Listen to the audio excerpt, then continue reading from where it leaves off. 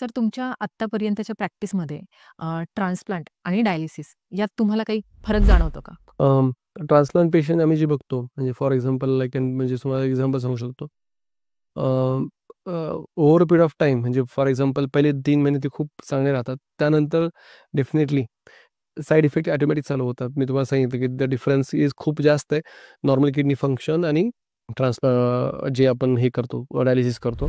Usually dialysis करताना पेशंट्सला वारंवार admissions होणं, वारंवार हॉस्पिटल असणं, आणि त्यामुळे ते तुम्ही शकता डिप्रेशनमध्ये जातात. तुम्ही त्यांना 3 महिन्यातनं किंवा 6 महिन्यातनं एकदा भेटत असतात. दे आर व्हेरी हॅपी. आणि ते बऱ्याच वेळा असं असतं की बाबा डायलिसिसवरती मी जिवंत होतो, पण आता ट्रान्सप्लांट नंतर मी खरंच एन्जॉय करतो की काय लाईफ असतं आणि कसं त्याला जगलं पाहिजे. म्हणजे म्हणजे मोमेंट ऑफ हॅपीनेस म्हणू शकता, moment of positivity, moment of doing something new.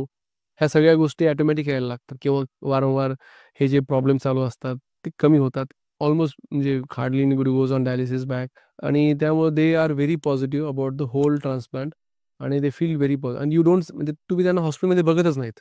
Okay. त्यांना पण ते आवडत नाही आणि फ्रिक्वेंटली फ्रिक्वेंटली यावं लागत नाही, येतही नाहीत आणि बघतही नाहीत. सो आणि त्यामुळे सगळ्या गोष्टी म्हणू शकतो की मोमेंट ऑफ पॉझिटिव्हिटी ते त्याच्यामध्ये एकदम भरून येते ऑटोमॅटिक, आणि दे फील व्हेरी नाईस.